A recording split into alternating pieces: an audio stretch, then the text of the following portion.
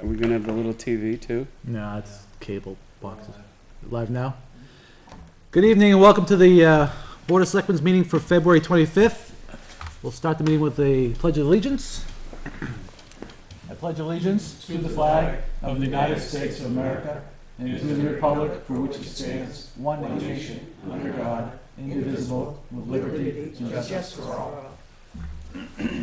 The board is just coming out of a paperwork review in a session with our legal counsel. So, let's see, first up, review of items of consent. We have the payroll and accounts payable from last week, or the last 2 weeks, and then the minutes from February 11th. Any objections? Mr. Chairman, I'll make a motion to approve the items for consent. Do I have a second? Second. Okay, made and seconded. Any discussion? Hearing none, all those in favor? Aye. Aye. Aye. Against? Abstained? Motion carries 4-0-0. Anything for anything for other business? Nothing else be added? No, I'll just do it as an update, that's fine. Okay. All right, so no other business, or no other business? All right, first up is our EMS program update with the fire chief and our illustrious paramedic. Make sure he doesn't grab that. And if you don't mind, if you can announce yourselves and so people know who you are. Thank you, Mr. Chairman. With me tonight is firefighter paramedic James Ray. Jim is one of our 2 full-time staff and was put through the paramedic program in 2010, I believe it was, as part of the warrant article to provide the town with a full-time paramedic. When I came on board just about a year ago and started looking at the department organizationally and so forth, right away identified some concerns in the field of EMS, or emergency medical services. It is roughly half of the calls that we do. Statistically, in 2011, it was 44.65% of the total call volume.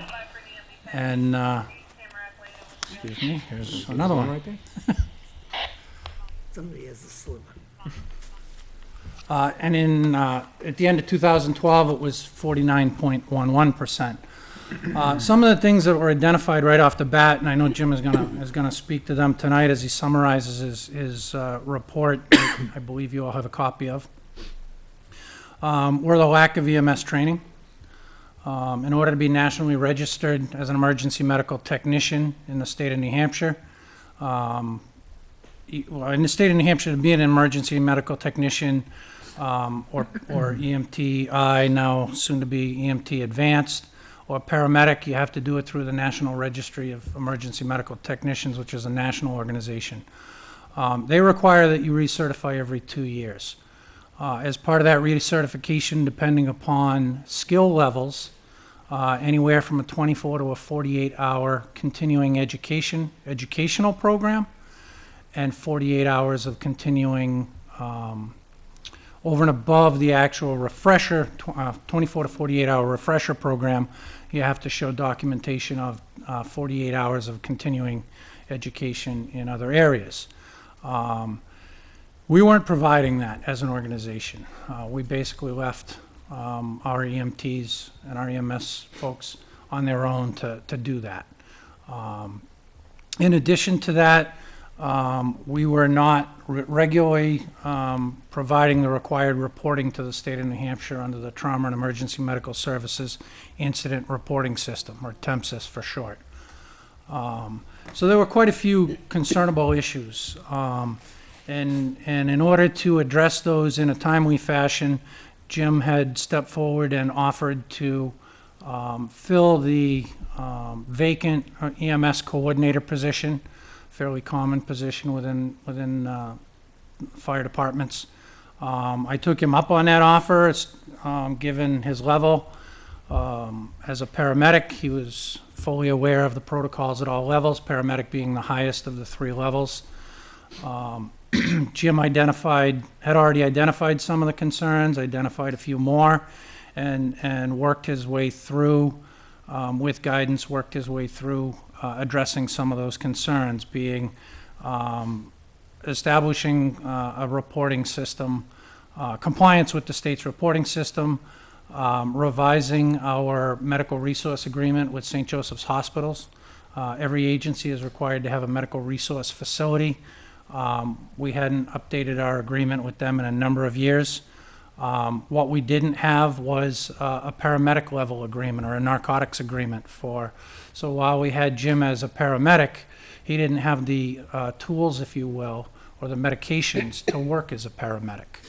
And Jim is not the only paramedic, I should add. We have 2 other paramedics on the call department, and as of the 1st of next month, we'll have actually a 4th paramedic. We're bringing on a new call firefighter who is already a paramedic, so we'll have a total of 4 paramedics at the beginning of March. So I think with that, I'm gonna turn it over to Jim to summarize his report, and certainly if you have any questions, we're more than happy to answer them. Yeah, like I think Chief said most of that pretty well already. I'm going to try to just summarize, like everybody's already got a copy and read it. Basically, as soon as the Chief had come on board last March, it was my mission to try to fix all the problems that we knew were wrong with the EMS department. We basically started off, we identified all the problems, we set our goals.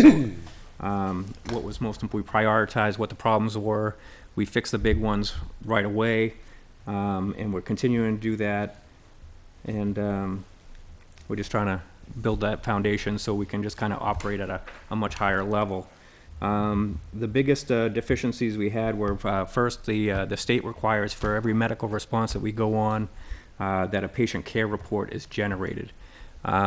There were no patient care reports being generated at all for several years on the Litchfield Fire Department, which was a huge liability for the town. That was our first priority. What we ended up doing was basically, I've communicated with Fran Dupuis, who's our EMS coordinator at St. Joe's, our resource hospital. She gave us some advice. The chief had a lot of input. And kind of together, we developed kind of a plan. We've got patient care reports, documents from St. Joe's. We also brought what we're using for refusals and privacy practice notifications to the town attorney, as well as our contract with St. Joe's to have them looked over, make sure there were no legal issues with them. Those came back, everything was fine with those. We updated the contract with St. Joe's. And we initiated a plan to start documenting patient care reports. Because of HIPAA and the liability with storing medical records, we ended up developing a plan where the Tempsus reports that we do, which are the patient care reports, we can actually just do those right online. And what we did was basically any of the hard copies that we'd have would actually just be scanned into the computer and attached to those online patient care reports. And then the hard copies were all shredded. So we're actually doing fully electronic documentation at this point, which is a kind of a level. And actually a lot of that's to do with Ed Glancy was able to get us the capability to be able to scan and attach documents. So he was a big help there. He's actually helped us with a lot of the different things that we'll be discussing here. So now every time the engine's called for any kind of medical response, a patient care report is generated at this point. So we're in compliance with that right now. I'm trying to think. The contract was a big issue. Part of the problem is there wasn't really any inventory or supply management. We ended up having, when we kind of looked at everything that needed to be done, we did a complete inventory of what we had, and we found that our contract allowed us for one medication box at that EMT intermediate level. We didn't have paramedic stuff at that time, so that wasn't an issue. But what we had was enough medications to create 2 intermediate boxes, as well as extra and above over that limit that was just kind of sitting in storage. And most of the medications we had were just basically stuff that we didn't really need and were probably going to expire anyway. I worked with Fran Dupuis at St. Joe's, and we actually were able to get our primary med kit updated. It's stocked at max capacity. And we were able to turn in all the extra medications to St. Joe's. She was very helpful, very understanding. And she kind of helped us get there. We've also initiated some training right off the bat on how to resupply the medications properly. We had an issue where things would be taken out of their packaging just so they could be stored in the kit a little easier. That kind of thing has been addressed. We've also started a medication tag tracking system. So the kit itself has a little plastic tag that keeps it closed. You can just kind of rip it off. It has a number on there. And basically you just keep track of the tag. You know that the last inventory was done and this is what it was. This is the tag we put on it. So if that tag is still on there, it shows that that inventory should be the same. And that's just kind of addressing some of the security concerns that we might have had with that. Let's see. EMS training was a huge issue. Like the chief had said, EMTs need about 48 hours of Con Ed every 2 years to recertify and keep their certification current.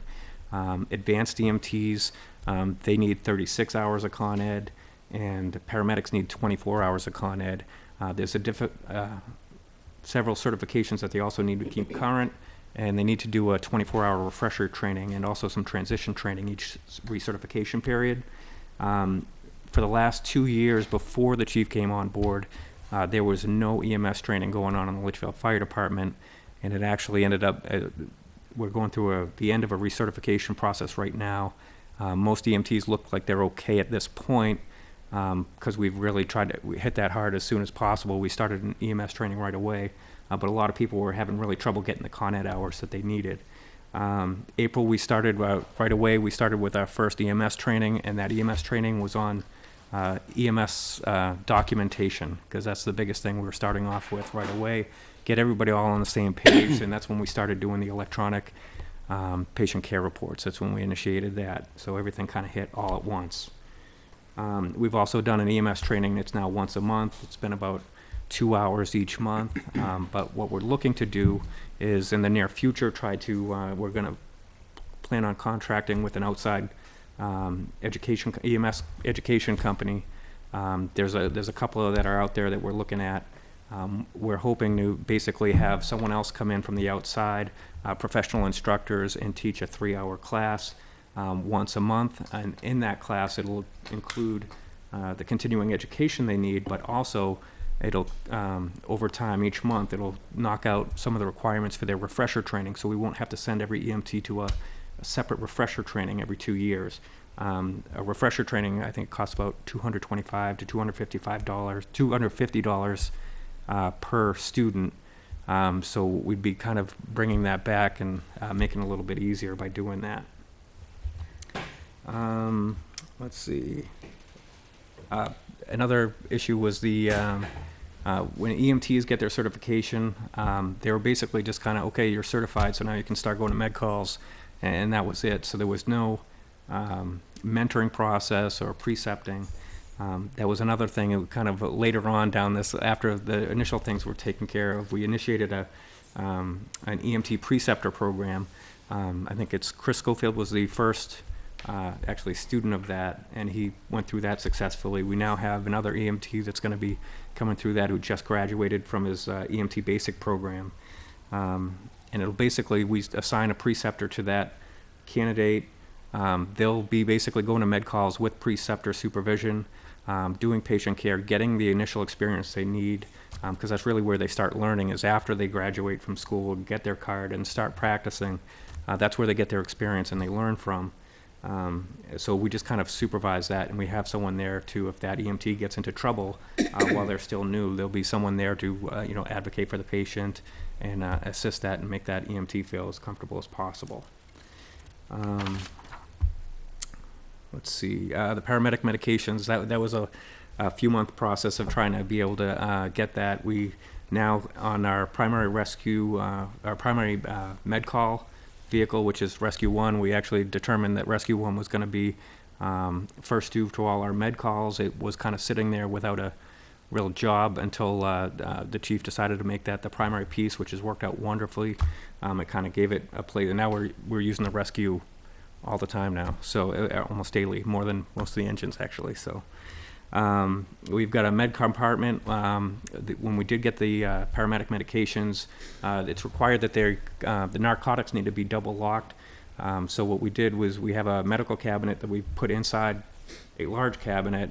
Inside that, there's another lockable cabinet, so it's double locked. The narcotics are safe in there, and they're checked daily to make sure that they're still there. And there's still a medication tag tracking system that we use. The only people that have access to those medications are the paramedics in the department. And that's all in order to be compliant with federal narcotic Absolutely. drug requirements. And then really kind of lastly, the last couple of things are the basically CPR, first aid, as well as our new child safety seat inspection program. Over the last couple of years of the former administration, the CPR and first aid kind of went out the door. We had a good program a while ago. It kind of dwindled as soon as the chief came in. He's very community service oriented, and when I asked him about if we're going to do CPR training or anything, like, he was absolutely anything we can do. Whatever the community needs, we're going to do it. We've trained, I think, about 80 people in CPR just since last March. And that's a big group. And then we just got more and more people we're going to be going to the Pine Creek 55 plus community in a month, and we're going to do 2 CPR classes and 2 first aid classes there. Coming up very soon, actually. So it's just going to be an ongoing process. We were able to, my favorite class was the police department. We got all the police CPR certified, and it was good just to be working with the police department again. I know things kind of got a little bit, we were separated there for a while, but the police have been wonderful. The fire department, we've been all working together wonderfully since the chief came on board, and it was just good to see everybody kind of coming together. I asked the chief, we had a phone call, a resident was asking about, do we provide services for child safety seat installation and inspection? And we said, no, I think maybe the police department does. Turned out the police department had somebody that could do that, didn't at that time or wasn't available. We called around the other communities, and it found out that the technicians that can do that are few and far between around the state. So I suggested, well, why don't I get certified in child safety seat certification, and that's another service we can provide to the community. The chief was, absolutely, let's do it. There was no question about it. It's about a 16-hour course. We got through that, and we've already started inspecting seats, and we've actually been getting referrals from other towns because the lack of availability of technicians. So we've actually had people from out of town coming into our community just to get that service. But I think that's all the major stuff. Thank you. Just a couple of things. As Jim mentioned, we put into place a preceptor program so that our new EMTs or those that have advanced to the next level, the EMT advanced or what was we're in a transition between calling them EMT advanced and what used to be EMT intermediates. But basically, if you become an EMT or you advance to the next level, we now have the preceptor program, which is a guidance type program, as Jim mentioned. And we put that into place because we had more interest. And at this point, we have more EMTs on the department right now than I think the department has ever had. And I just, as Jim was talking, was trying to do some math in my head, and maybe he knows the numbers offhand, but we have 3 paramedics, and we'll have 4 at the end of the month. We currently have 4 EMTI or advanced EMTs, and we have 1 firefighter who's in the advanced class right now and should be finishing within the month. And we have one longtime member of the fire department who went out over the fall and did the 200 plus hour EMT class, and just came in very proudly with his National Registry card on Sunday to leave Jim a copy and so forth. And I think it puts us at 10. So we're very quickly approaching half the department having, formal medical training. So, and I think that's a great thing. And what the preceptor program does is allows them, has somebody kind of watching, helping them, coaching them along so they can build confidence Because it's one thing to take a blood pressure, to do a blood sugar reading, or you know, on a fellow student in a classroom in a controlled environment. It's another thing to be doing it out, you know, under true emergency situations, so. You know, Jim made reference a lot to me giving him the go-ahead and so forth. I think what he did is he undersold himself. I gave Jim the task and the responsibilities to work on this. And pretty much everything, this document that he put forward, really was of his doing, and certainly when he had a question, he came forward and asked. But this is predominantly his work. Yes, he had a lot of help from others, but basically, you know, I gave him the opportunity, and I want to make it very well known that this is his project, and I am extremely impressed and proud of what he's done. So, Mr. Chairman, I have a question. Yep. You alluded to it. You mentioned the certification levels of the personnel. Did you say, are we certain, and we're not certain yet, that the personnel are okay with their continuing certification? Because due to the stagnation period there. Yeah, I last 2 believe, years. I don't know the updated Any of them numbers. There are lapse, or- people, no, nobody's gonna lapse. I think good. we're all set. We did enough Con Ed over this last year, where everybody should be, there's some people that are cutting it close, but everybody should be okay. One other thing, just as a resident and as a taxpayer, thank you very much for bringing the program back and expounding on it and making sure that the town's liability is limited, and in addition, providing the residents with such a superior level of service. And, I think it's a credit to you both and to the department, and thank you. Yeah, absolutely. I mean, started back when they voted to put you on as a paramedic or put you through the training, and this is great results, and it's finally paying back its dividends to the community, so. Yeah, I meant to use the deliberative session as my opportunity to thank the town, Yeah. and I ended up just kind of going off on tangent and forgetting to It's do it. okay, you are thanking. I'd like to thank the town. town of Litchfield for Right. voting yes on that, because that was, I'm hoping that just keeps continuing to pay off in major dividends. It's helped me, but it's, you know, I'm trying to pass that on back to the town as much Well, as I we can. need to thank you, so. Yep, the commitment you've given, the extra hours you put in to do it, the community thanks you and the department in general, so. Anybody else, any other comments or questions? What if a person, like you said, you're very closely affiliated with the St. Joe's Hospital now. Say, for instance, somebody lived at the North End and they went to the Catholic Medical or the Elliott. Could they still go there? Absolutely, absolutely. We have to have a medical resource facility. It's been historically St. Joseph's, so we stayed with that. Sure. Excuse me, but we can transport to any one of the New Hampshire hospitals. I mean, in theory, if they wanted to go to Dartmouth. Hitchcock, Dartmouth, whatever. yeah, to Lebanon, provided Hudson would do that.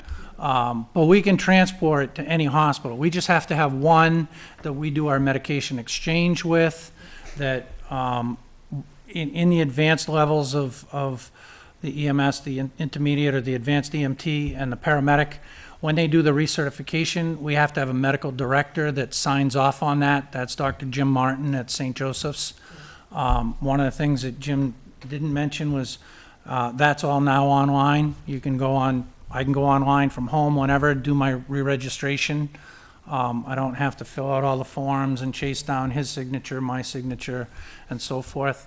Dr. Martin is even on board with us for that, so that the paramedics and the advanced EMTs can do all their paperwork, and Dr. Martin can log in and review it, sign off on it, as opposed to them or Jim collecting them all and having to drive to St. Joe's and catch up with him to get him to sign them. So we've streamlined the process pretty much to the extent we can to make it easier on our personnel, because it can be very time consuming to maintain your, as Jim alluded to, there's in the budget for 2013 is to bring a company on board that will actually provide, as part of our regularly scheduled EMS training, the recertification hours and topic matter, so that we've actually built it into our regular training, so we don't have to send them out for 2 weekends in a row somewhere out of town to get it, so. Good, Great. thank you. Anything else? Yeah, question for you on what I'll call the continuity of care, which is you as a paramedic get a call to go to a home, and then you start treatment there. How does the treatment follow all the way through the system? Well, when we first arrive, we'll initiate our patient care, and depending on the situation, it involves so much. We end up, as soon as the Hudson ambulance arrives, what we'll do is we'll do a transfer care report to Hudson. We'll have written down what if we might have.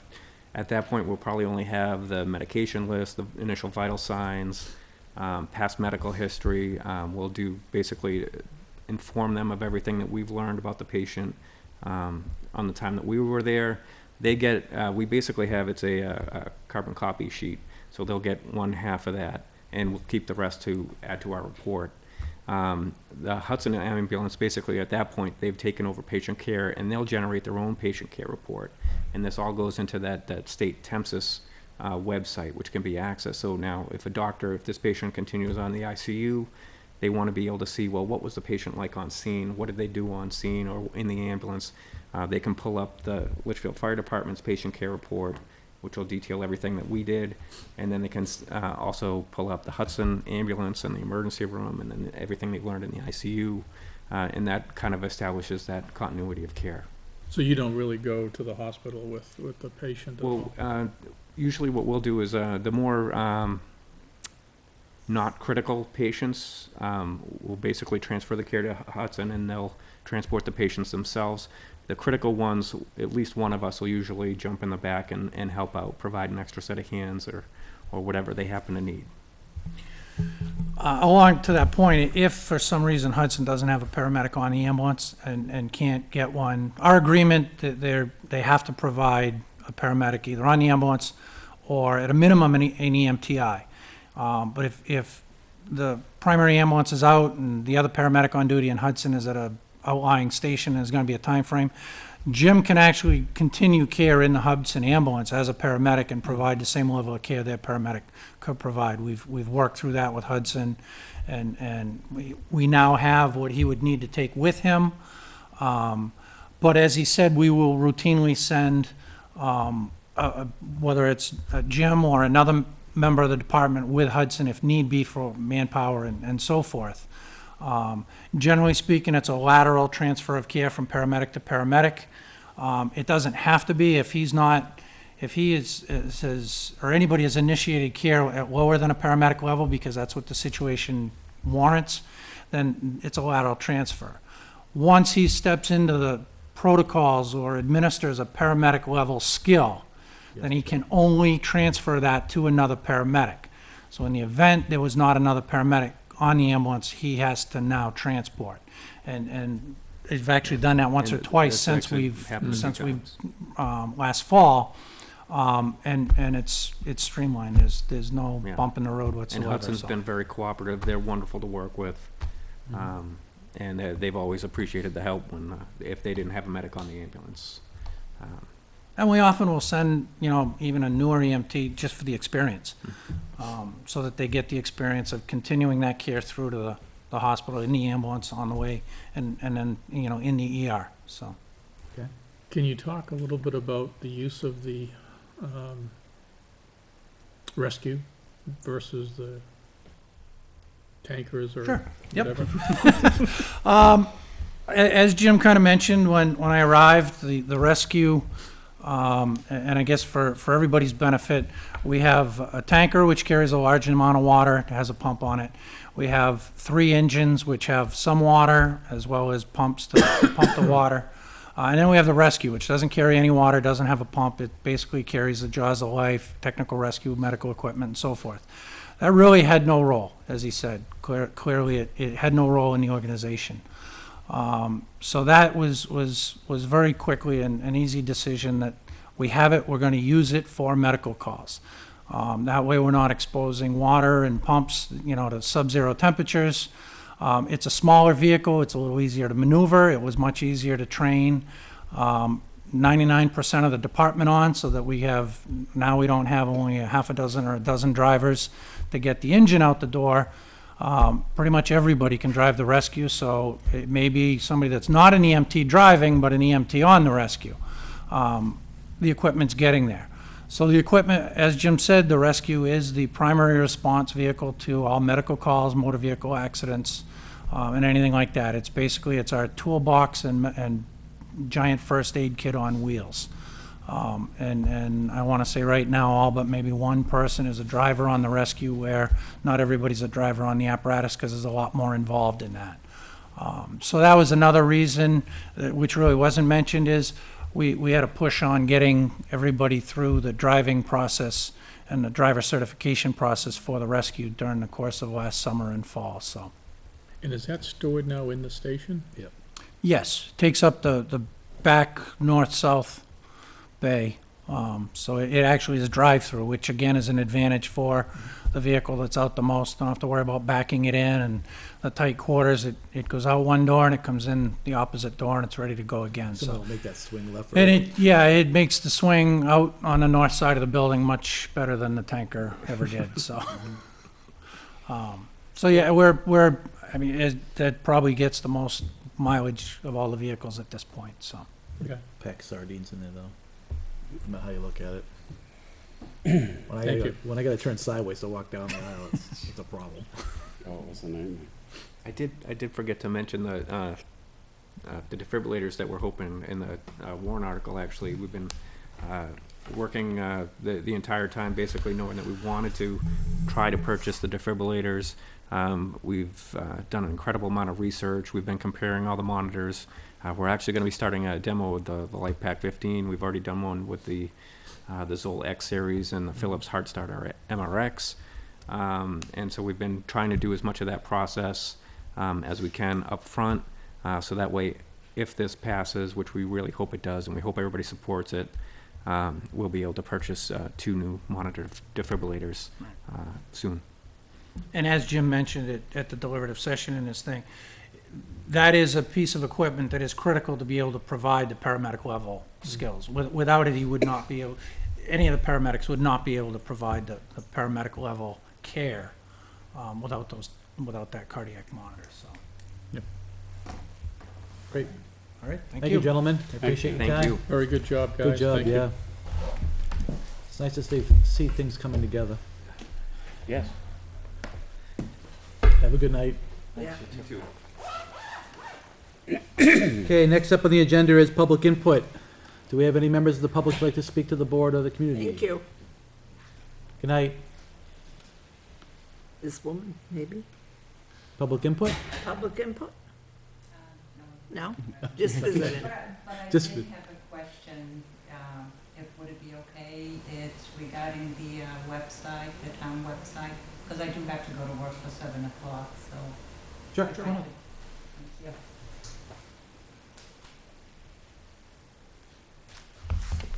Hi, Ann Moody, Garden Drive, and I have a question.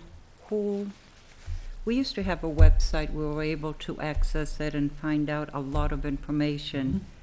Right now, when I go on the website and I look it up and you go, let's say, town government, and you got the budget committee and all the other ones. Yep.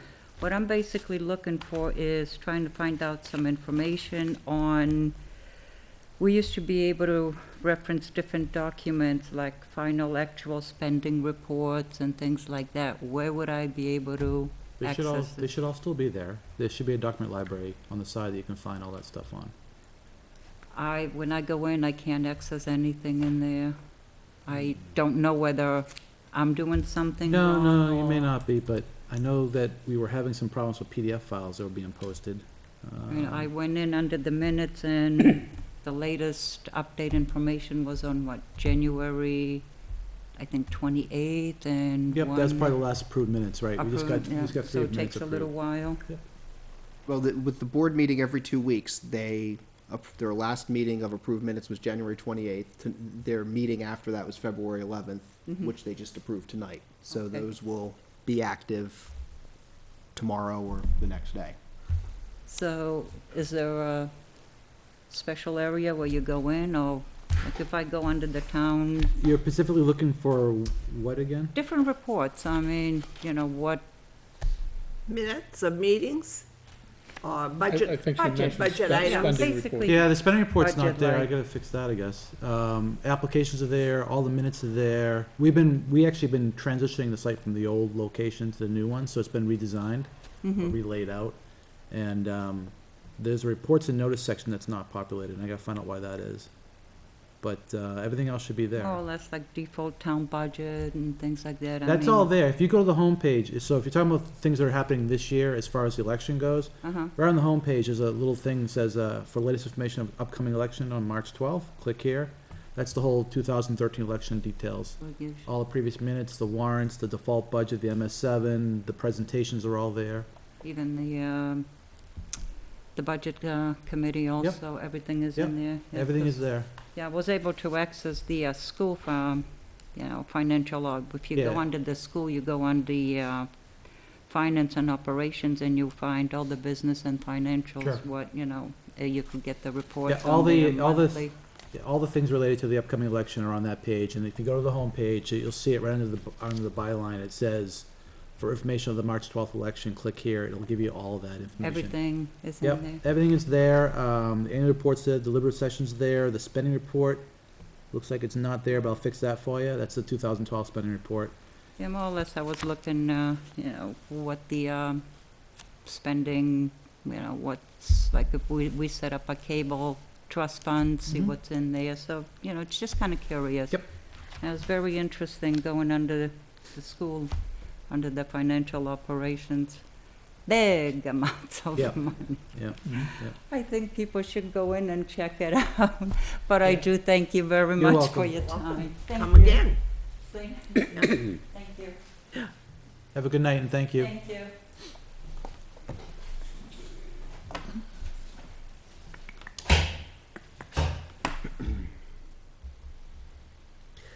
Jason, can you do me a favor? Because I don't have the final end of the year report anywhere. Could you get that generated for me so I can get it posted? I know we had it during the budgets, the last part of the budget session, but I don't think I Are have the it. books closed yet?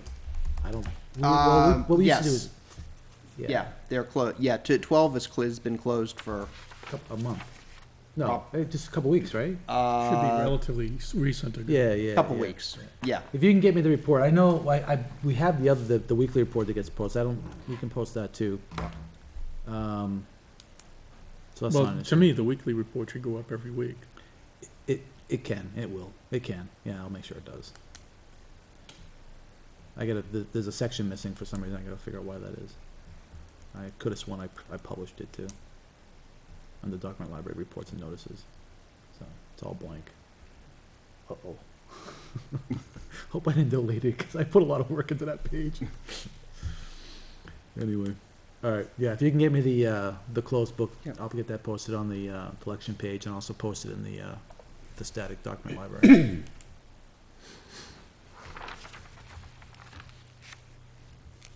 Okay. Moving on to administrative report, new business, Business. blizzard reimbursement. Blizzard reimbursement. Not sure if anything will develop out of this. Guess 2 weeks ago I had a call from State Office of Emergency Management looking for a ballpark number of what our costs were for dealing with the snowstorm, the 9th and 10th. I guess they were doing a preliminary damage assessment, so haven't heard any more. My guess is they probably won't hit the threshold for it, but I did tally, as part of that exercise, I did kind of a quick tally of what our expenses had been that weekend for contractors, staffing, et cetera. My ballpark number came in at about $15,000. 1.5? Yes, 1.5. Which, given the length, duration, and scope of the storm, seemed like a reasonable number. Later that week, or actually, I guess that weekend, I was reading what's kind of my local paper over in the Eagle Tribune, and there was an article that caught my eye about New Hampshire snow removal budgets dwindling, plowing and removal costing towns plenty. So bearing in mind that our estimate was around 15,000, I wanted to share that some of the other New Hampshire communities reported their estimated cost for snow clearance for that same weekend storm. Salem, 180,000. Pelham, 110,000. Derry, 100,000. Plastow, 53,000. Wyndham, 40,000. Yeah, but what's their lane miles? Knowing Plastow's lane miles are 37. No, they're more than that. 37 miles of roads. So 70. So it's 70-something. 70 something. Well, roughly half of what Litchfield has. What's the lane miles in Litchfield? We have, it's going to be 150, so it's 150 something. 77 miles of road we're responsible for. It doesn't include 3A. 154. No, not include, here it doesn't include 3A. So, just wanted to give at least,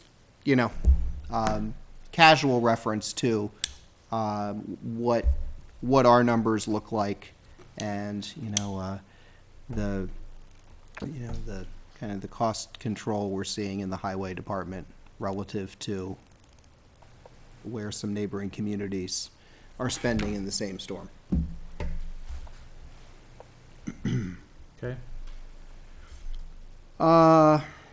Stormwater permit. My light entertainment for the next week and a half is getting up to speed. The much heralded, after several years of delay, EPA stormwater permit process is back. So they have issued a new draft permit For public comment.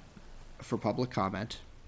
So we're now bearing in mind that the last time this went out, 3 years ago for public comment, they were buried under public comment with the about some of the restrictions and proposals, which then sent them back to the drawing board, and it has been allegedly forthcoming for each year. It finally has come out. A fairly short time window to read it, and their public comment period is about a month. Started taking a look through it.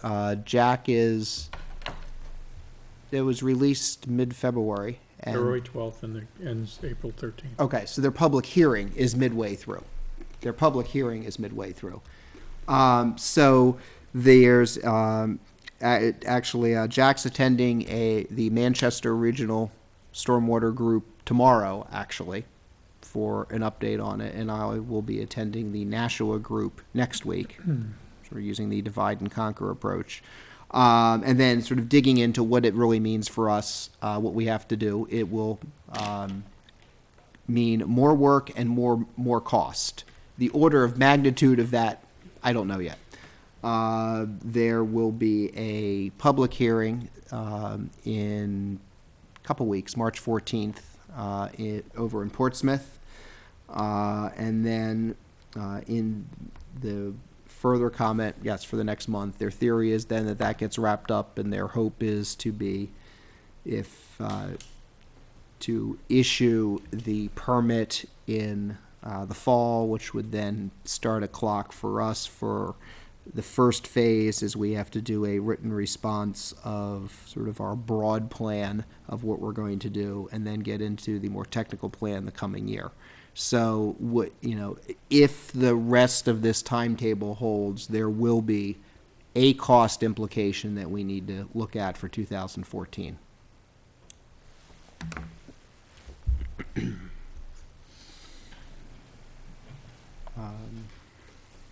Not exactly sure what that will be yet.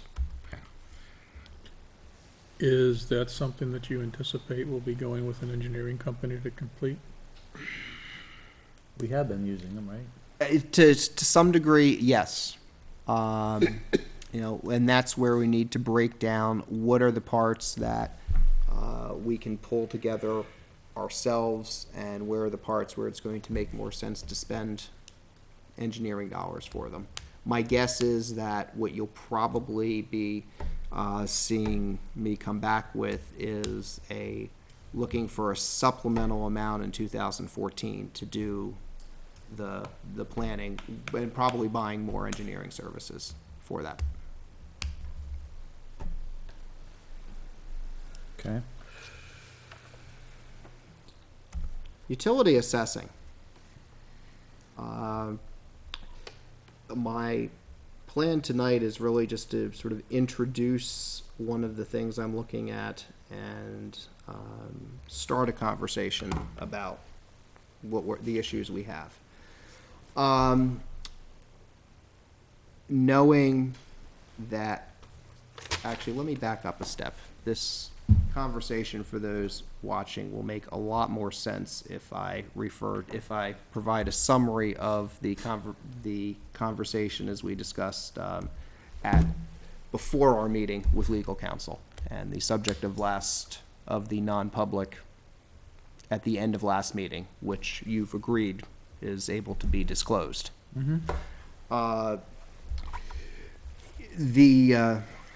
When we did our revaluation of Pennachuck East for 2010, their rate went up. Remember, all of our utility assessing at that time was done through Avatar, our overall contracted assessor. Pennachuck challenged that assessment, and they challenged that assessment in Superior Court. While the slow machinations of the legal system went forward, we moved into 2011, and so they then filed a claim in Superior Court for 2011. So we've been kind of dabbling in this on and off for probably a year and a half or so. We were getting to the point where it was getting to be very close to actually preparing for trial, which would have the cost not only for our counsel for trial and the prep work for that, but one of the things that had come up in the conversations was having secondary expert witness. This is a pretty narrow field, so we were looking at a fairly sizable cost for that. I think, we figured around $25,000 at least at risk for service expenses. There was, in round numbers, our valuation was about $9 million. Pennachuck was claiming it was about $4 million. So the background on this as well is to understand that in terms of utility assessing, unlike residential assessing where you can look at comparables and sales, there are a variety of methodologies all accepted by the court that can all yield wildly different numbers for assessing of utilities. So as we dug into this, looking at the potential risk and exposure of going back to a significant loss of whatever evaluation from 2010 if all or part of the assessment didn't hold, as well as going forward, what council and I discussed a potential settlement to sort of give us a known number. And a couple things in that settlement would be to, one, gradually reduce the assessment rather than kind of have it all fall off in 1 year, which would have been one of the potential risks. The other piece was, knowing that we do a reval every 5 years, was to lock in a value for 5 years, deal with the claims behind us and clean up and keep 13, 14, and 15 off the table, or 13 and 14 off the table, so we would do a fresh reval in 15.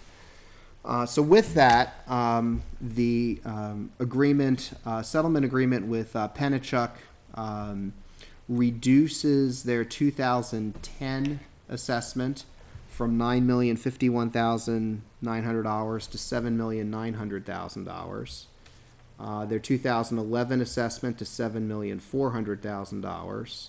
2012 to $700,000, 2013, sorry, did I say 700,000? Let's call it 7 million. 7.9 million, 7.4 million, 7 million, 6 million, and $5,750,000 for 2014. So we would be refunding them payments for 10, 11, and 12. There will be no interest. They agreed to waive any interest charges on that. So it'll just be the straight payment, overpayment of tax through that time. And then again, we'll do a full revow in 15. And that aligns with what we discussed last week and approved to go forward with the attorney to make the agreement. Mm-hmm. Yes, it is. Mr. Chair, would you like to take the vote on the formal agreement with the attorney at this point? Would probably make logical sense to do it now.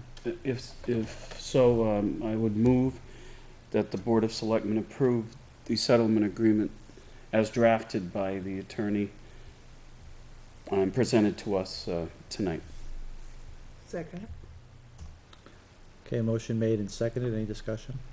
Yeah, so just for people's information, that'll average an assessed value of $6.8 million over the course of 5 years.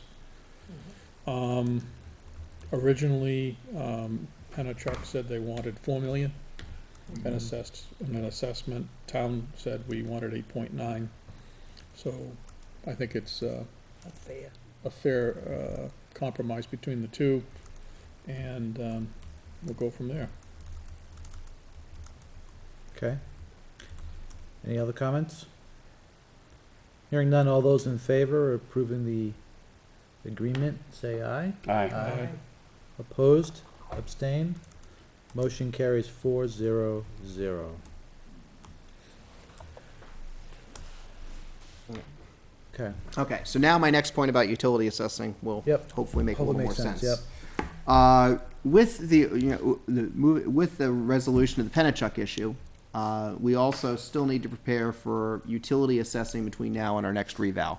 You may recall last fall, last summer, sometime I passed along the notice from Gary Roberge that Avatar is no longer going to be offering utility assessing services.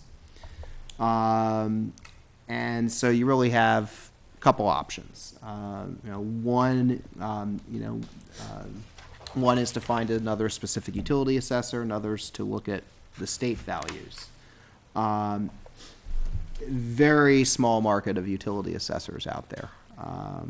And the leading one in the state is a gentleman named Skip Sansucci.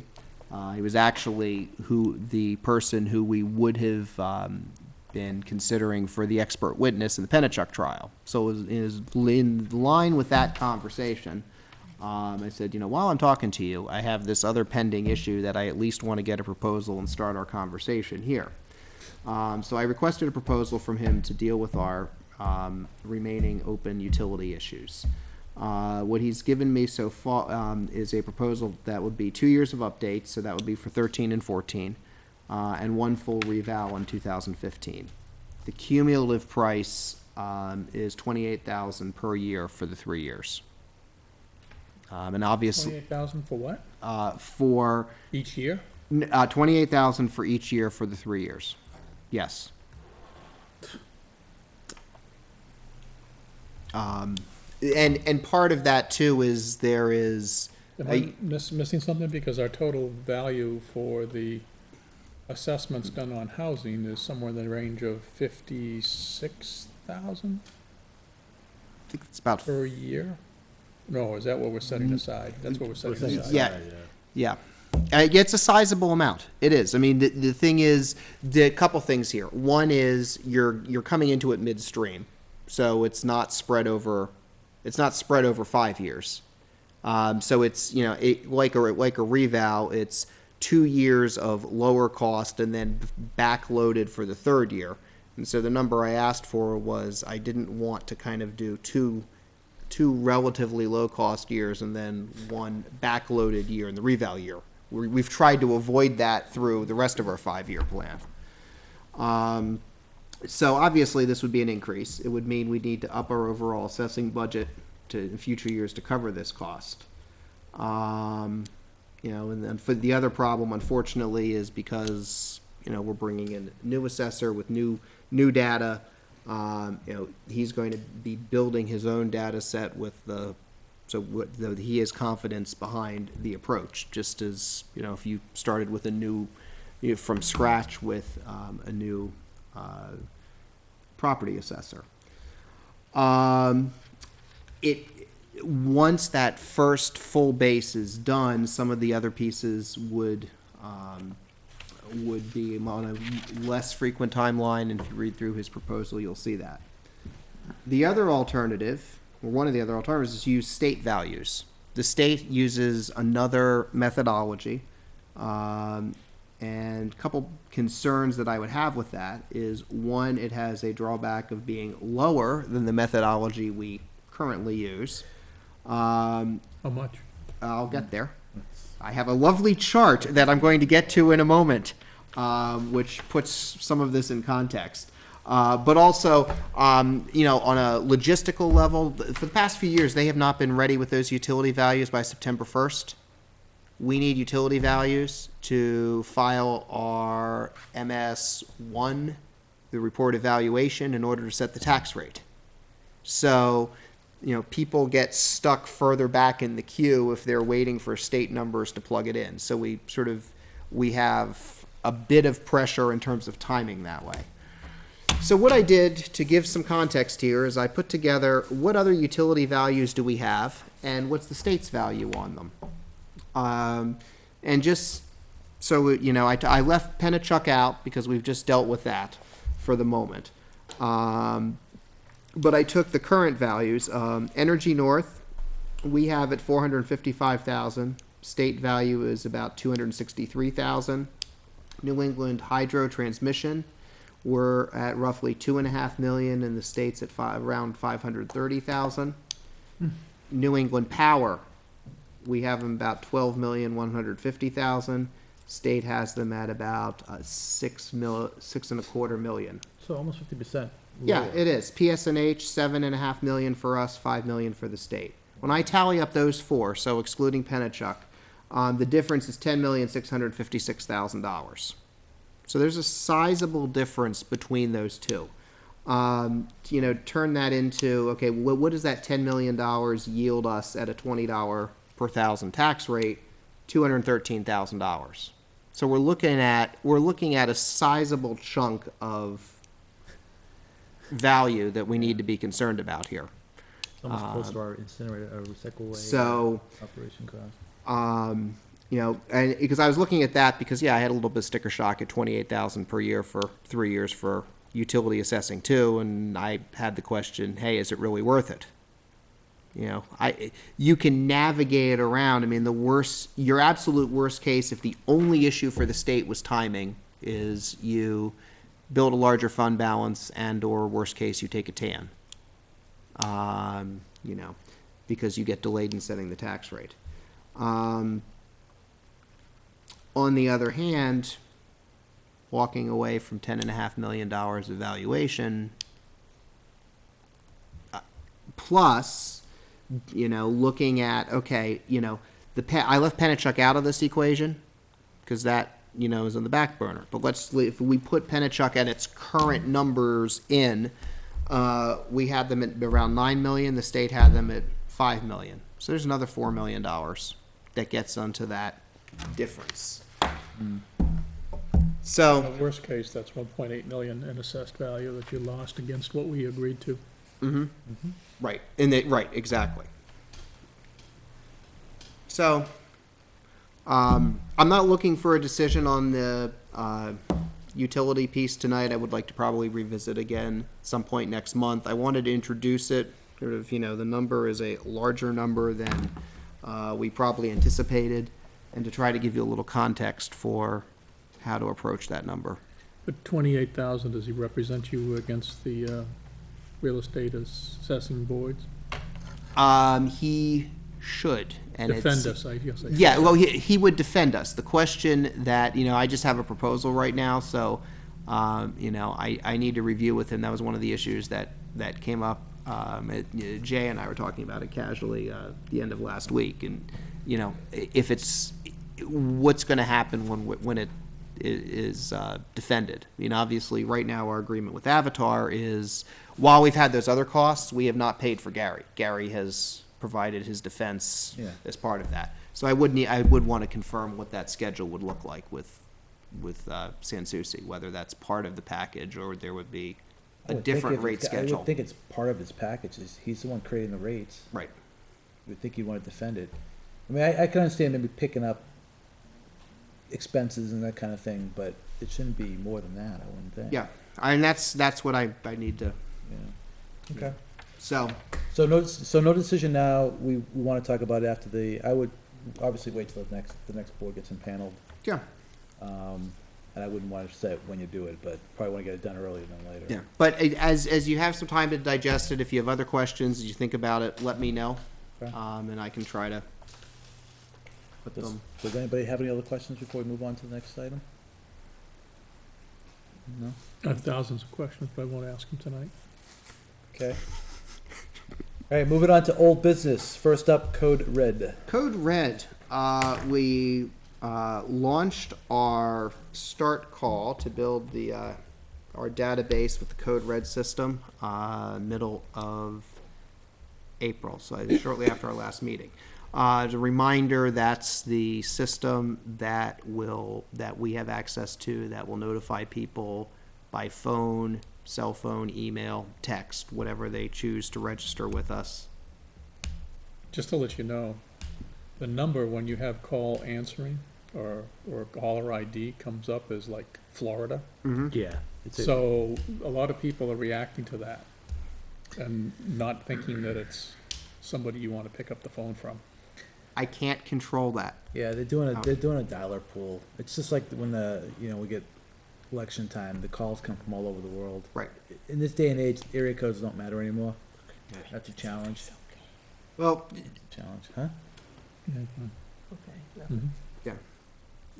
I mean, and so what the launch call went out last week or 2 weeks ago. They sort of the publicly available database is what they use to kind of to start build the database, and that it had 3,066 records in it. The first call that went out, they connected with about 71% of those, so 2,176. They then took the ones that they didn't get a person or voicemail response to, ran those through, and they picked up another 24 out of 900. And they picked up 4 out of 800. So what happens after that is the data goes through a slower calling process. The reason this would happen is, fax lines, disconnected lines, the like, to clean it for good. Can you update your message? The one that's the Yeah, it's done now. That's done. You already updated it? Yeah, no, the outgoing call message. Yeah, the validating process was done. It ran last week. I remember getting a call, so. Yeah, well, the first call went out starting on February 13th. Okay. And then the validation process ran last week. I got an email today from our contact there, and there were 862 records that went through their data validation system. It was still unable to connect 734, which makes sense. That took out about 24% from the database. So how big is the active database now? People have either registered and confirmed or. Okay, so the active database of calls or phone numbers that they've been able to validate is about 2,300. Okay. And what's the account of people going to the website and Hold registering? on. The reason why I'm asking. It is. Well, I'm trying to get through all of that data. So, the initial approach was the phone call, going out there. We've slowly started trying to get the message out other places to help people understand, why is this call from Florida coming in, or what's this code red, is, what's happening out there. And we put the announcements on our website. It's been rolling on cable TV, so hopefully Been all over Facebook. people over who Twitter. may see it in one or more of those places. You have kind of the basic calls, which we just talked about there. The next sort of piece to grow it is people enrolling directly in our system, which can be done by going on to Main page. going on to the main page of our website, and you go into a registration page. With that, you can enroll additional phone numbers for calls or texts or emails, or people who don't have landlines can register their cell numbers there. And as of Friday, we had picked up just under 500 residents that had gone through the enrollment process. It's better than Nixle. Yeah, so, and that was with the, low level of outreach. The next stage for that, we've started putting some flyers out. Actually, Jim and I were talking last week about having some way for fire department to have some cards to leave as they deal with service calls, or they're doing some of the training, that sort of thing. We can also, contemplated, and it's more just a challenge of finding some bodies through the day to do it, having a presence at the polls, having a table set up, laptop there, we can enroll people right there, or they can take the information with them. And sort of that's sort of the next level for us is, now that we finished the first, what do we get from basically the basic phone calls, low-level notification? How many more people can we get into this by being more visible and outward? And we know that our approach so far reaches a slice of the population. Okay. Any questions?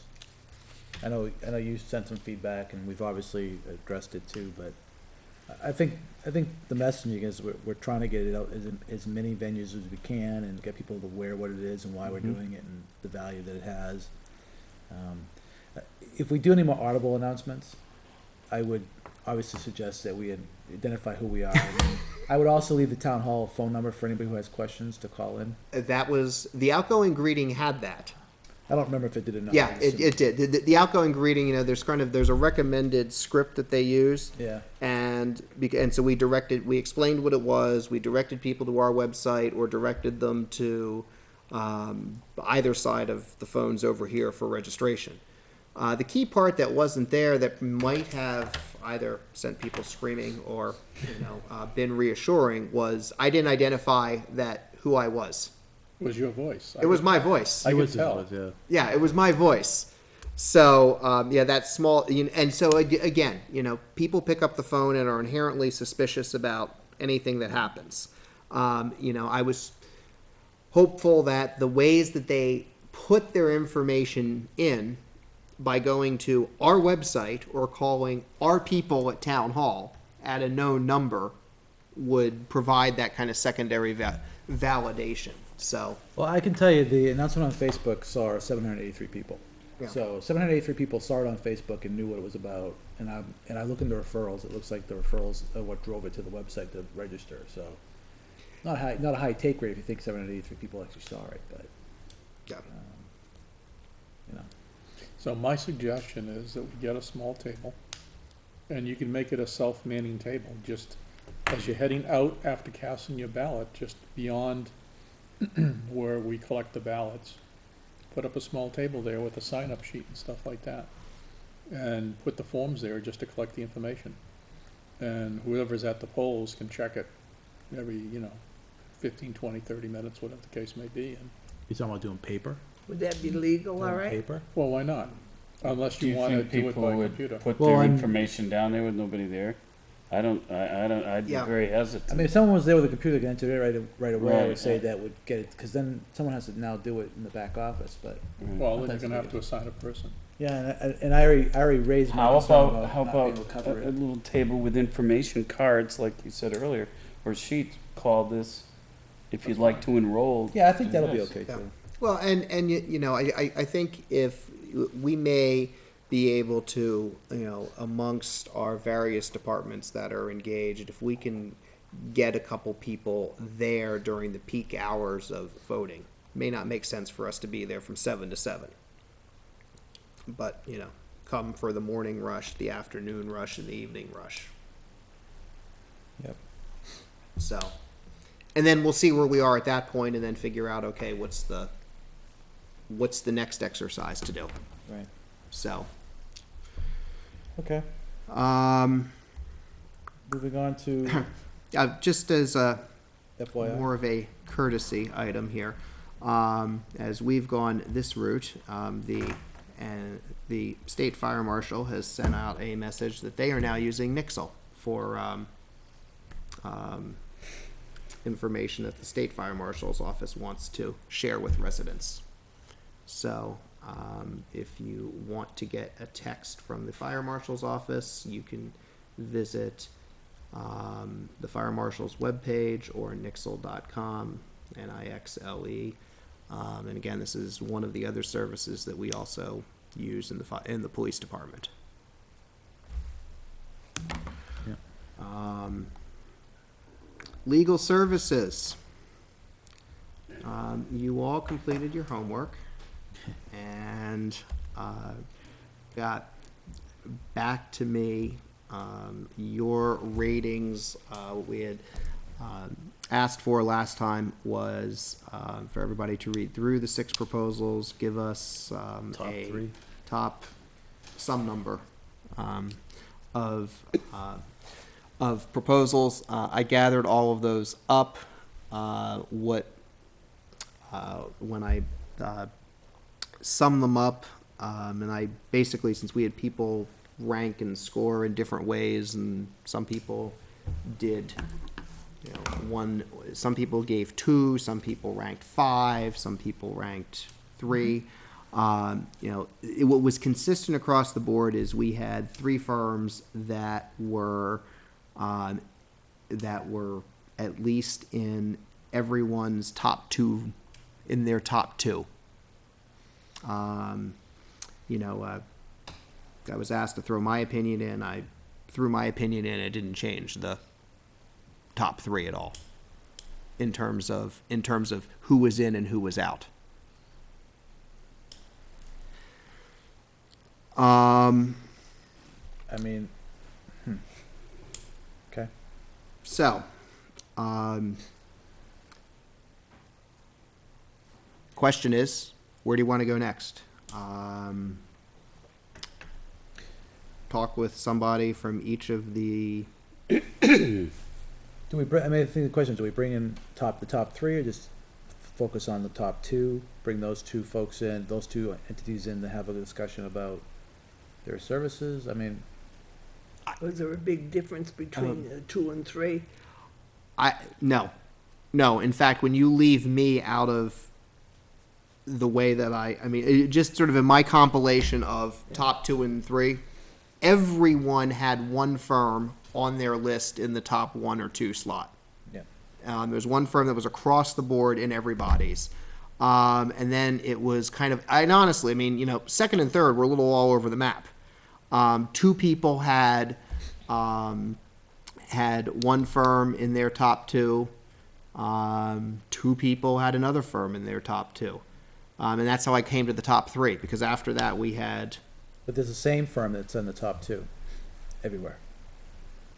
The Yeah, number 2 ranking is the same but I will across the also board. say that, I mean, the ironic thing is, you know, several of the, you know, one of the firms had, you know, was in two top 2s and my top 2, and was the bottom of 2 other people's lists.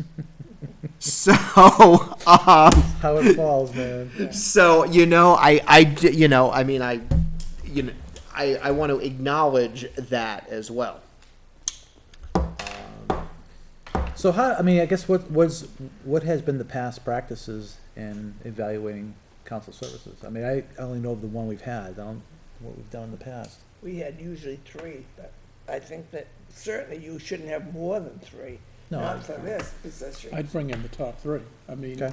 you may look great on paper, Sure. Yeah, and that's, we honestly, noticed that on some other. So if we're gonna bring the top three in, do we ask them to bring the council that would actually represent us? Yeah. That would be the lead, The lead, The lead. lead council. yeah, to talk to us, okay, and then they should put on a dog and pony show, absolutely. or a pony and dog show, depending on your preference. Now, I need to explain to the board that one of the firms, the principal in one of the firms is a relative by marriage. And I asked about that, and they said that in any event, even if they were the successful firm, that the council that would be assigned to the town would not Be that person. be that person. But I will do whatever the board feels appropriate. But in any event, my top one was the one I deal with on a regular basis anyway, and it, don't tell them, but it wasn't that firm. Who was Mitchell? Mitchell and Mitchell Bates. Municipality. Mitchell Municipal Group. Municipal now. Group now. I like their packet and their programs They're- were good, so. Yeah, Is that the one? they're out of Laconia. They're out of Laconia. And, Didn't I? No, you dinged them because they were in Laconia. Yeah, you did. Oh, probably, Yeah. because I don't feel like having to travel to Laconia just to talk to an attorney. you don't have to. Well, They I'll put come- it to you they this come way, to there's you. been times where I've had to go to Manchester to meet with attorneys, so. Well, yeah, but the thing is, you're already halfway there. Yeah, you're in Concord, it's a You're point. at, For the you're at time- Bow Lake, for For God's the time being, I've just had extremely good luck with that firm, and I know Jason's had experience with it on a regular basis. I've yeah, but you didn't even list Mitchell on my rating scale. That's because, I ran out of space. They were at the bottom of your list. You didn't put them in your summary. I had to I go saw your open your summary, spreadsheet. I had to go open your spreadsheet to find them. Yeah. But, which is why I said, It was probably dinged on more than one issue other than location. I'll just tell you that the person the counsel that's assigned to Northwood, Laura Spector Morgan, out of that group, is an outstanding attorney, and she. What I like is that when you ask a question, you get an immediate answer, and it's usually That would, 99% correct. it's the 1% that bothers me. Oh boy. Yeah, well. All right, so we wanna bring the top three in. That One is, would be fair. no, I agree with that. The question was, when do we wanna bring them in? Do we wanna do it before the election, or do it after the election? If you're gonna do it and make a decision, you need to do it before the election. If you're gonna worry about making a decision, or you're gonna carry it through the election, then wait until after the election. Yeah, because we still can maintain our current services anyway, we're not at Right. risk at this point. Right, I mean, if we're meeting March 11th, we could have them come in that night. Well, we're gonna talk about that, but, because we may actually, It may meet March 10th or March 4th. March 4th. Fourth. 4th, that's a problem. Yeah, I mean, well, we'll Or talk third, about, I we'll, mean. we'll talk about that. I mean, I potentially may not be here after the election. George potentially may not be here. There's three who's still here and paneled anyway. I may resign. You've been threatening. So, I mean, do we want to wait? I mean, there's no risk to wait, or we want to bring it, I don't have a problem either way, I really don't. If you're gonna do it.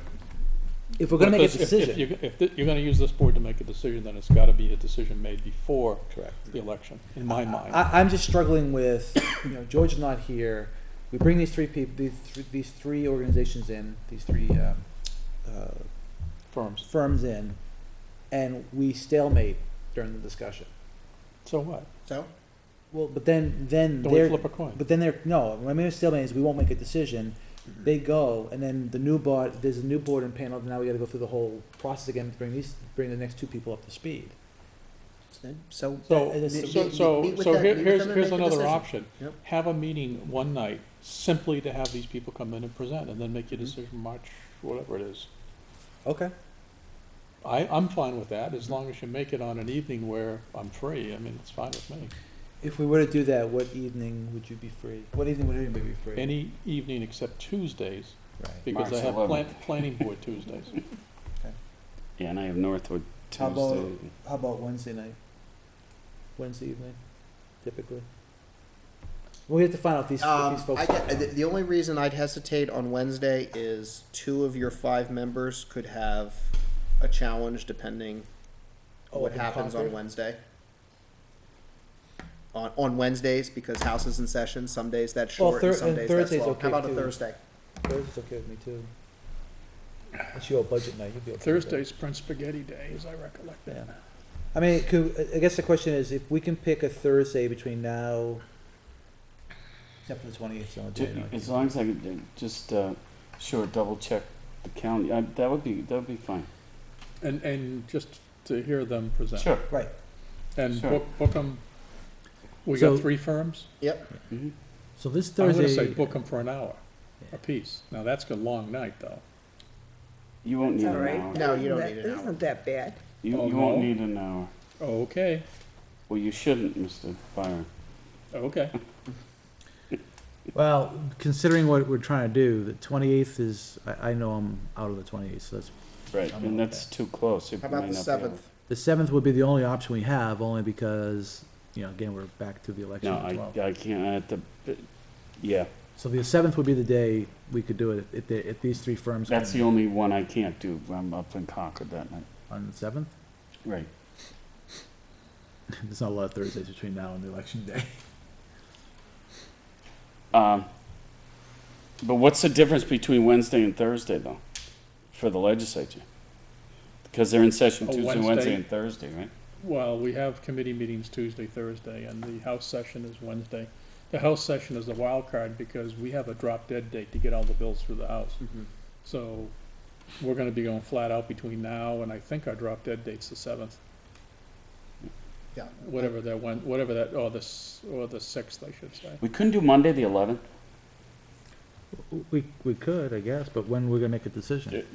You know, start, right, it started at 5:30? But again, when do we make a decision? Well, The at election that point, we just can't then. I mean, we just have to spill over. See, I'm just worried that you're gonna shortchange yourself because there's gonna be questions you're gonna ask. And if you think you're gonna do this in 15 minutes, I think you're really gonna, Yeah, and I was gonna suggest the 11th, we don't have a meeting. We'd move it to the 4th if we have to have a meeting, just because we're all gonna be at the polls all day Tuesday. So, so, well, I'm just, real selectmen will meet the night before. I'm okay with that too. I was trying to be helpful, but if you wanna not be helpful, that's fine. I asked the question because we changed the meeting prior to the November election, so. We did. The 11th would be helpful to me, the Monday night before. That's probably one of the best nights. Because I try to set aside, Either that or make a decision that we just leave it until the new committees and panel. I don't have a And then- problem and then- leaving it. And then to- give them a date far enough in the future where you say, this is the Right. night we're gonna do it, and so be it. I mean, like I said, my only concern was that we bring the 3 firms in and we stalemate ourselves not being able to make a decision that night. It moves beyond the election and then we have potentially 2 new members that may not have the benefit of what we heard. So then wait until after the election, that's fine. Certainly, why don't we schedule for the 18th or something? Or is that the Monday night, the 18th? The Yep, first Monday after the election? It's an off night anyway. yep, it's not a normal meeting, so we can do that. You wanna just see if they'll be available that day, starting, say, at 5:30? Sure.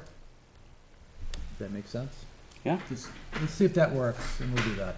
Yeah. Like I said, I'm just, having been part of this board for 3 years, I've seen us struggle over simple decisions and never mind hard decisions. I wouldn't necessarily recommend that, because you're gonna be having people sworn in that night and everything else. I thought we don't get sworn into the night we actually, our next meeting. Oh, Right. we have to actually. That's not a host- regular meeting night, Frank. Yeah, we won't call that a business meeting night. Okay, but the problem you're gonna have is the Is- election's the Right, and it's. the 12th, Yeah. Yep, you're right. okay, and The 18th would be any their recounts are gonna have to be filed by the 15th, Mhm. and they need to be resolved by, I think it's the The 18th. 19th or 18th. And So- at that point, you no longer have a full board then. Correct, you're right. We're not gonna have recounts. All right, well, here, whoops, Let's, sorry, let's, I let's, lost let's, one. let's flip the meeting, let's make the 18th the business meeting, right? We'll swear the new officers, right? And then have the 25th be the meeting we actually do council review, the council firm review. I'm okay with that. Does that make sense? I may not be here. You're not on- And I may not be here. You're not either. even on the ballot. All right, so let's do that, all right? Let's change Okay, the, that let's would change the business meeting to the 18th, because that gives us the opportunity to swear in any new members. So there's no meeting on the 11th. No, I think we still have a meeting on the 11th. We have to have a business meeting eventually, at some point in time. Okay, We are scheduled to have a meeting on the 11th, okay. okay? Now, I'm fine with having a meeting, personally. Just realizing that most of us will be at the polls all day the following day, and so we typically have moved the meeting around to kind of accommodate that scheduling issue. If we don't want to Well, change if it'll it, be a brief meeting. I think it should just be well, at that point, we should just be doing the business and be done. Right, and why don't we leave it and get the business out of the way? We won't interrupt the schedule of, Okay. you know, approving the All right, payrolls, et cetera. so be it. The 11th will be a business meeting as normally scheduled. The 18th will be the next business meeting we have, which will do swearing in new officers, a slate of vice and chair, or chair and vice, and then our regular business meeting will be held that day. The 25th will be the day we'll impanel the firms, and they'll come in and talk and discuss it. Start it at 5:30 and give them each 45 minutes to an hour. So we're having a meeting the 11th, meeting the 18th, right? And the 25th. And the 25th. Yep, the 25th meeting is purely just to deal with the firms. Okay. Okay. Make sense? No, but that's okay. Why not? You got 3 meetings in a row, but that's fine. I think we need to have the middle meeting anyways. I think we need to coordinate who's gonna be at the polls and stuff anyway, and confirm all that stuff, and then, you know, if we don't do it the 18th, who's gonna get sworn in on the 18th? You're killing me. I can only tell you that the 2 people who are gonna be at the polls are here. I know that. I know that. I'll be there too, but I'll be outside, Yeah, sequestered. sure will. I will be outside. All I right. hope it's a nice day. I hope so too. I can't take another, I I remember the heard- I day. heard- We're gonna have I a heard blizzard that day, aren't rain we? coming that day. 3 weeks out, give me a break. It just, as a fallback, If you're gonna put a wrench in it, I wanna hurt you. no, it's not a wrench, it's an opportunity. Whoa. I've heard it heard called that a lot of before, too. things, but I've, If we have some, I mean, I'm hoping a month out, we won't have too much of a scheduling issue, but if we have kind of a scheduling maneuver somehow, you okay if I slip 1 in on the 18th and 2 on the 25th? Can I suggest we try and do that? That gives us more time, because I can You don't have a guarantee big you. marathon event that way. Meeting logistics though, right? So if we start the meeting on the 18th as our regular scheduled meeting, we start at 6. We have to go through, swear-ins, election of positions in the board, and then we carry on the meeting. Yeah. Are we doing the evaluation in public? Why not? I don't have a problem either way. I'm just, I didn't ask the question. I assumed Yeah. you would, but. Yeah, I mean, it's not a All right. it's not a personnel decision. You're not Okay. hiring staff. All right. So what I'd say with that in mind is that I would schedule them, say, for 7:30. So you get your preliminaries done. or, why don't you Hunt wherever schedule we- them for 5:30, we'll post the regular meeting for 6:30. That way we don't have a The You're not only, making them, the reason I hesitate on that is No one's that's sworn in. because it's a swearing-in meeting, so it's, I don't want to have a different start time than normal. People, people may be more confused. Yeah, that would, well, when they get done watching this meeting tonight, they're gonna be confused. I don't know how much more confused they're gonna be after tonight. right, all right. Got it set. Next. Wow. I don't even get this confused in Concord. Thanks. It's my fault. Don't tempt me. All right, workers' I'll be comp renewal. well-behaved. All right. Don't tempt me either, because boy. Workers' comp renewal. All right. So here's this. I mentioned at our last meeting that Primex is offering us a renewal. If we commit to the next 2 years, it has a maximum increase of 8% for each year for our workers' comp. Our overall cost for our current year is $57,295. Now, when I raised it, I pointed out that they had added to it a loss mitigation agreement that required appeared to have a fairly substantial time commitment of sending our people to training and trying to figure out how to fit that in. It didn't seem to fit our organization. So, again, limited market, so I got a quote from LGC, and so to try to compare apples to apples, they gave me based on what the rate would have been for the current period. Because remember, our renewal for all of this is not until January of 2014. It is the locking in the Primex rate that they are looking to get 9 months ahead of that. So my quote from LGC was $57,077. So, But my question to you, Dr. Strangelove, is that 57,777 from LGC include the sending of 3 people to training? No. Now, so here's the caveats with them. Past 2 years, their rate increase has been 9%. There's a potential benefit of integration with our property liability insurance. It's a 1 year commitment, no additional requirements for risk mitigation, management mitigation. Obviously, Do we get any discount for combining everything? not yet. They used to, as part of this whole revisiting of all of the pools, that has been sort of shelved. It may come back, particularly in property liability, workers' comp, but Primex has backed off of that a little bit. LGC has been a little gun shy because of the kind of the cross-pollination of their workers' comp, if you may recall, was funded as a spin-off of property liability, and so now they're trying to figure out how to pay that startup money back. So, it's a little murky. At some point it may come back, but it's not there yet. So with all of that in mind, and with I am still anxious about recommending kind of that level of commitment to Primex. I met with our member services, or actually I called our member services person last week from Primex, who could not get to my office fast enough the next morning. I outlined my concerns, and at the end of the day Friday, I got a new loss mitigation agreement from Primex.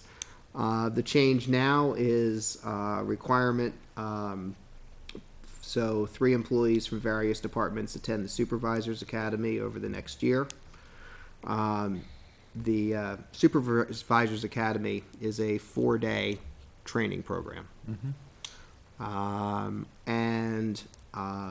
There was an HR requirement. They had referred to it in the first one as the academy, which they first wanted 3 people, which I was struggling with. I mean, I have one candidate who can definitely go, and we've talked about it. Turns out they don't have a similar 4-day program for HR.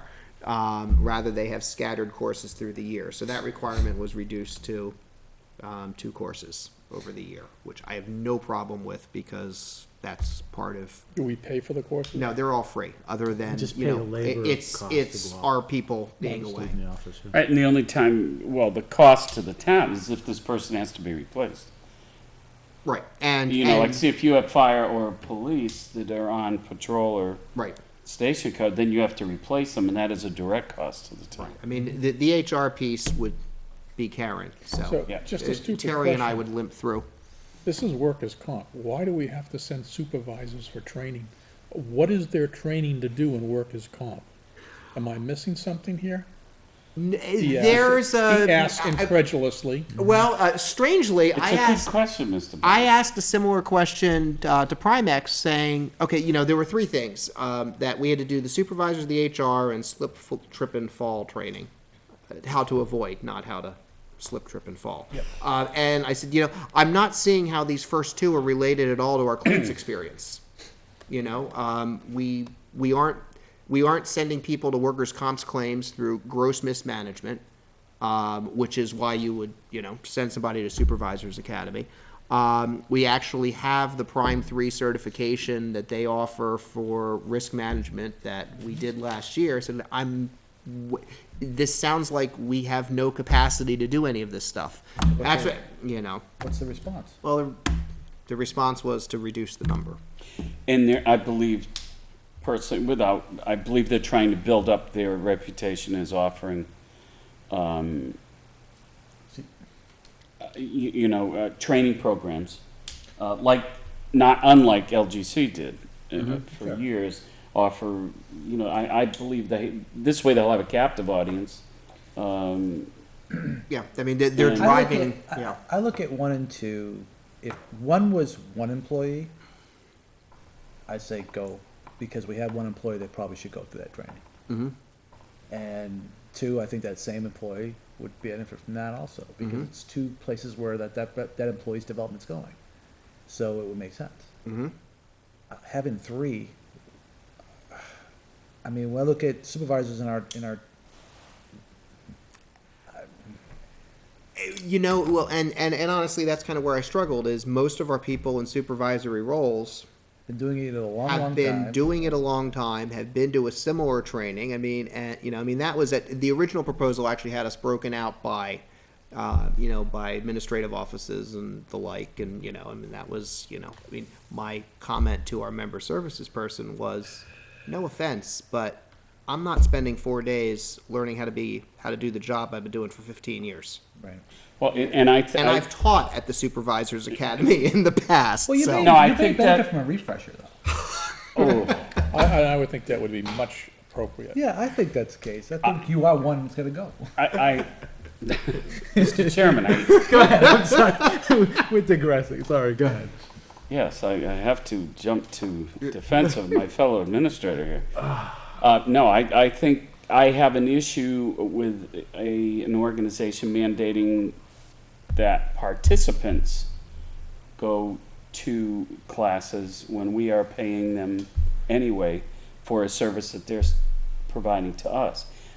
I believe as managers and administrators, we have the right and the ability to request that our people attend, but to respond to a demand from a vendor that we are paying, certainly the intention is very well meaning and well placed. I have an issue with that personally. I think that if you have people within these departments that are certified, that have degrees, and that certainly are not going to benefit at all necessarily from being mandated to attend a class, and spending 4 days out of their job description may not be in anybody's best interest. I have a problem from the perspective that workers' comp is designed to have protection for people who get hurt on the job, right? But the training they're suggesting, which is supervisory academy, how does that relate to workers' comp? I mean, if it was an issue of liability for the town, that's a different issue. But this isn't liability, this is workers' comp. Right. Well, and the issues, I shared the link to the summary. I mean, it's claims challenge, effective times management, ethics, the public employee, generational diversity in the workplace, importance of human factors, issues and actions, making the break from line to supervisor, managing disruption and conflict. I should go to that one.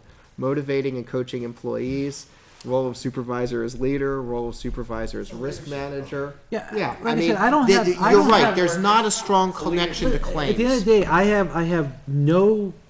I'm okay with leveraging them for some of the trainings for some of our development, but to have it a mandate for us actually to continue our relationship with this company doesn't make sense. Mhm. I understand number three. I mean, listen, it's teach us how not to slip and fall. I get that, but that makes sense to me. But the other two just don't. And the program sounds great, but I don't see how it, like, as you said, I don't see how it relates to workman's comp. Right. I mean, we use the trainings from both companies, and they make a lot of sense. I mean, we've done more since we've joined the property liability pool with LGC. Yeah. But we over the years we've always used both. What do you think if you go back to them and say that the board has indicated that they're not going to move forward if those two requirements are there? Will they just pull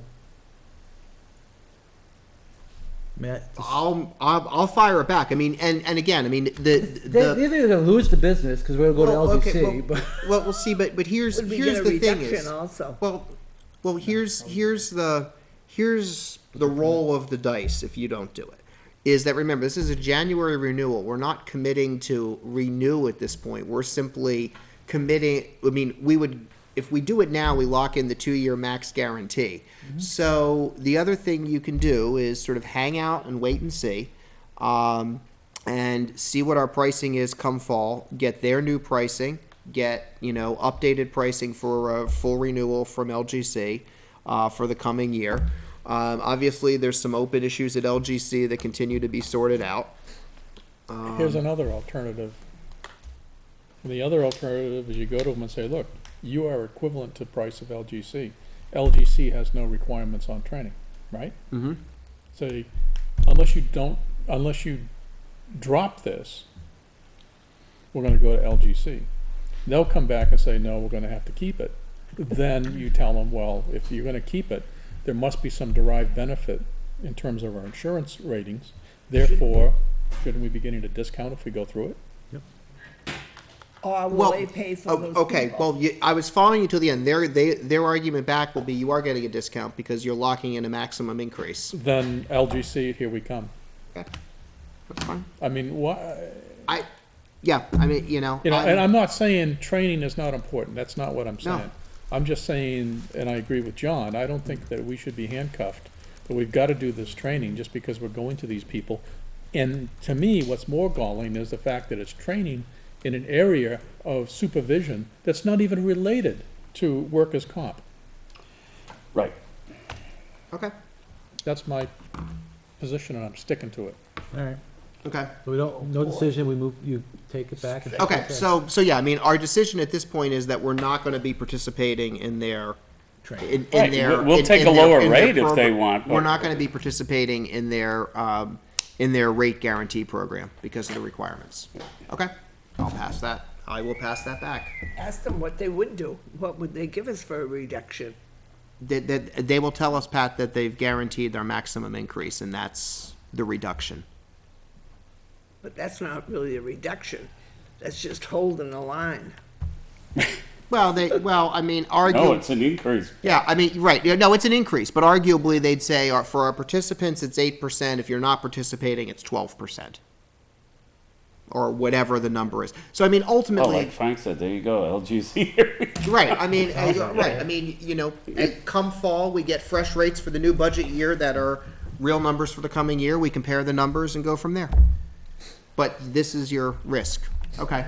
Okay. Next up is voter information flyer. Voter information flyer. Now, just, I mean, the point tonight for that, it's already been out in draft.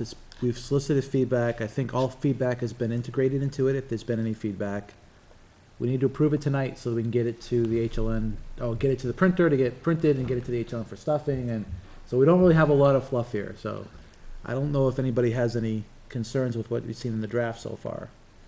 It's pretty much followed the format of the years past. I haven't had time to look at it, so I'm not saying hold it up. I'm just saying I haven't looked at it, so.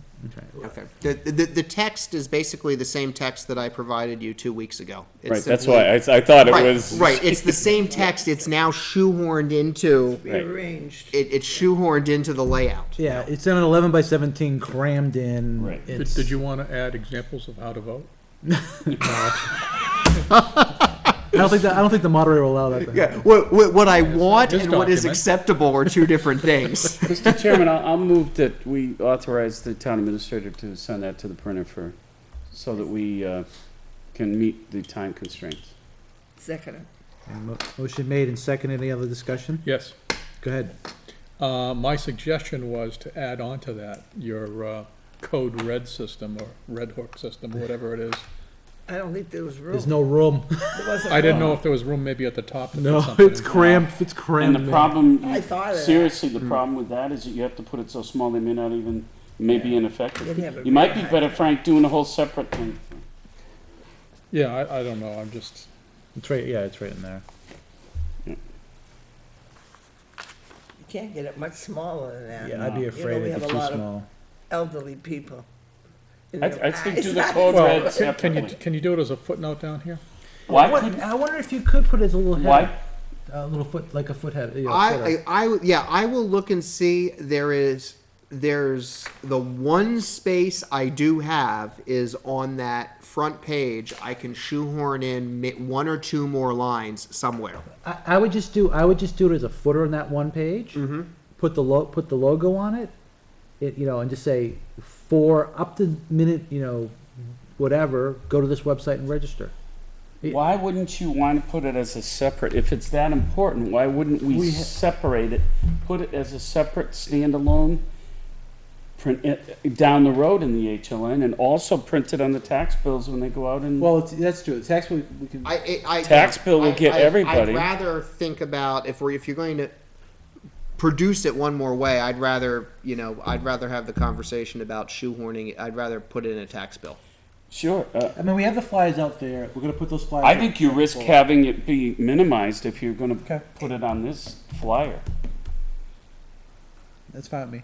I think we have opportunities between now and June to get it out there a lot Right. more. Well, and we'll Especially the continue. And we'll tax continue bills. to see what our uptake is as well. I mean, if we aren't picking up a lot of people and decide we need to be more aggressive, then we'll look at what the next step Well, is. it's interesting. If you think about the social sites we've been using to get information out to people, every event we've had, we've grown the audience. As they discover it, because more and more people talk about it, we get more and more I people. might even think about it. Yeah, maybe you will. Wow.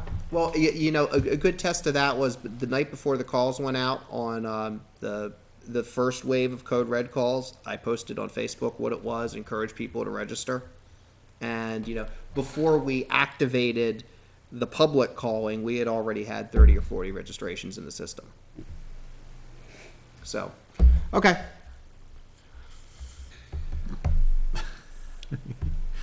Don't say anything. We have a motion on the floor. Yep. Motion is made on the floor. Any more discussion on the voter information flyer? Hearing none. All those in favor of proceeding with the printer, say aye. Aye. Aye. Opposed? Abstain? Motion carries 400. You are now approved to go to the printer. All right. When do you have to get that into HLN for stuff? The Monday before the Friday, it needs to be stuffed. Monday before the Friday. It needs to be stuffed. It has to go in by the 5th, I think is what I heard. Yeah. Yeah, 5th, yeah. So, printer knows, HLN knows, so they're all teed We've up. already been What? talking to HLN and all that, so. You're gonna do it next Monday? We'll do it Monday before the.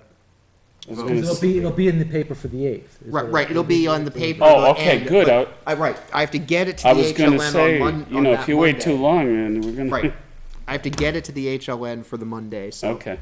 so- All right, so next up's other items, which was just the meeting. We've already had a lengthy discussion on that. You don't want to go over that again? No. Would you like to revisit the 3rd and 10th, which I inadvertently put on the You did? agenda? No, I it's didn't 4th know and that. 11th now. Well, yes. Because you prayed. Yeah, You're right, I remember, okay. never yeah, mind. yes, we were, I was not really Yeah, but, entertaining Sunday meetings, I thought it but, was kind of funny. So we won't visit that at all. No, It's we're been good. Sunday. no. So our next meeting will be on the 11th. So we're not meeting the 4th? Nope, No. we're meeting on March 11th at our normal time, 6 o'clock. And we'll go from there. Okay. All right, selectmen reports. I will just, it's really more of an announcement, but I'll say it now. For those folks watching tonight and obviously in the future, candidates night is going to be March 9th, 6:30 at Campbell High School Auditorium. All the candidates have been invited, as from my understanding, so should be a good night. Any selectmen reports? I have, could I read a letter that I got from one of our servicemen? Dear Mrs. Jewett, I just got your box today. I'm referring to the servicemen's boxes that we sent, I think it was December 7th, we mailed them. The box from you and the other kind citizens from Litchfield. I had moved bases about a month ago, so it took a little while for my mail to catch up with me. When it came, I put it up on our food shelf to share with everyone in the aid station. I especially appreciated the kind Christmas cards from the elementary school kids and their letters. Of all the things that we receive over here, our favorite cards and letters from children. Right now, I'm living on Camp Clark, which is in the southeast area of Afghanistan, a couple of hours from Pakistan border. One nice thing about living here is that we literally have some good of the best food in Afghanistan. The civilian chefs who make our food take extreme pride in their work. I'm working as a treatment non-commissioned officer in an aid station. Our job is to provide routine and emergency medical care for everyone who lives here. Fortunately, no one has been seriously hurt lately, and not a lot of people have even been sick. When we're not working, we go to the gym a lot, watch movies, and play cards and the game Risk. Again, thanks for all what you guys have done. We really do appreciate it. Sean Wright. Sean is a boy that lived on Lance Avenue, and his mom and dad are Sue and Dale Wright. So I thought that people from Litchfield should know. Also, I had a call from another fellow from Garden Drive and another call from a parent on Evergreen Circle in referring to thanks for their packages for their sons and all. Very nice. Also, the next meeting of the Conservation Group would be Thursday, the 7th. And nobody's mentioned Winterfest. I was just going to. Were you? It was Good, yep. awesome, but it Yep. took me 2 days to recuperate.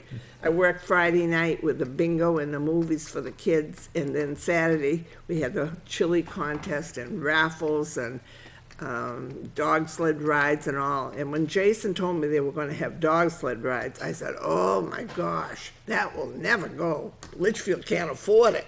But they did, and I guess, I'm hoping they cleared on the whole affair.